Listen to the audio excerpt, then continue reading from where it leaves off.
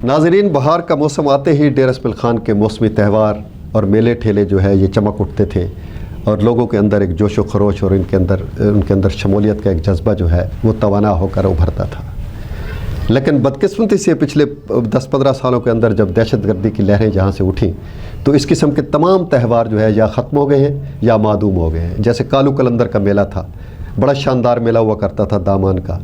جو دہشت گردی کی بھینٹ چڑھ گیا اور آج اس کا نام و نشان بھی نہیں رہا۔ اسی طرح میلہ اسپان و مویشیان جو ڈیرہ اسماعیل خان کا بہت ہی تاریخی میلہ تھا، یہ انگریز کے زمانے کا گزٹڈ میلہ تھا۔ یہ اس قسم کے میلے جو گزٹڈ میلے تھے وہ صرف 3 تھے انڈیا میں۔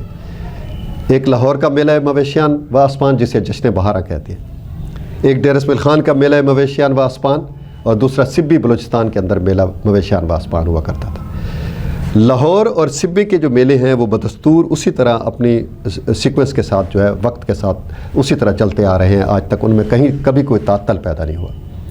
ابھی 2 دن پہلے سبی کے میلے کو میں نے ٹیلی ویژن پر دیکھا، بڑے شان و شوکت سے انہوں نے اس میلے کو سجایا اور لوگوں کی بڑی بھرپور شرکت کی، بلکہ سندھ سے بھی لوگ آئے وہاں، انہوں نے شرکت کی۔ اسی طرح میلہ جشن بہارا جو ہے وہ لاہور کا، وہ بھی اب جاری ہے۔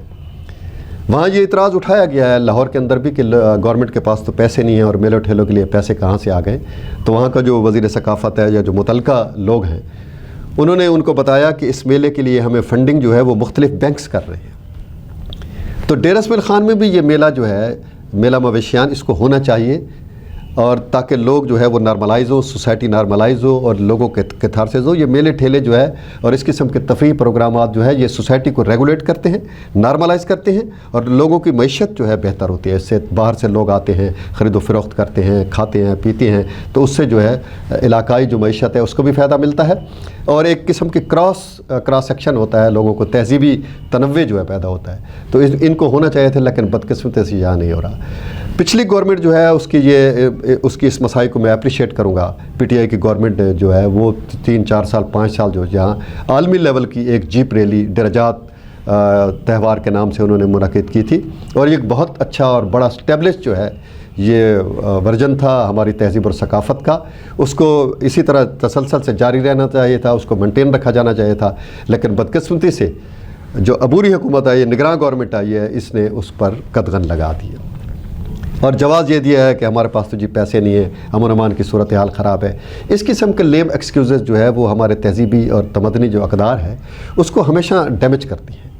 اب اگر ڈیرہ اسماعیل خان کی انتظامیہ اس قسم کا میلہ کرانا چاہتی ہے، میلہ مویشیان و اسپان، تو وہ یہاں بینکوں سے بھی وہ اس قسم کی مدد لے سکتی ہے، وہ فنڈنگ کریں گے اس کو۔ اپنے شوگر ملیں ہیں 4-5-6 جن کی یہ ذمہ داری ہے کہ وہ مقامی لوگوں کے ویلفیئر کے لیے اپنے ٹوٹل انکم جو ہے، یعنی ان کا جو منافع ہے اس کا 40% انہوں نے لگانا ہوتا ہے مقامی لوگوں کے ویلفیئر کے لیے۔ تو ان سے بھی یہ اس قسم کا تعاون لیا جا سکتا ہے، بینکوں سے بھی لیا جا سکتا ہے۔ تو ہماری اس پروگرام کی وساطت سے نگراں گورنمنٹ سے یہ درخواست ہوگی کہ وہ ڈیرہ اسماعیل خان میں میلہ مویشیان کا و اسپان کا انعقاد بھی کرائیں، اور جیپ ریلی جو ہے وہ ایک بڑا مقصد ہے، عالی شان اور عالمی لیول کا ایک ایونٹ ہے، اس کے اندر کوئی انقطاع نہیں ہونا چاہیے، ان کو منقطع نہیں کرنا چاہیے، اس کو بھی اسی طرح جاری رہنا چاہیے اور وہ ایونٹ کرانا چاہیے اس کو۔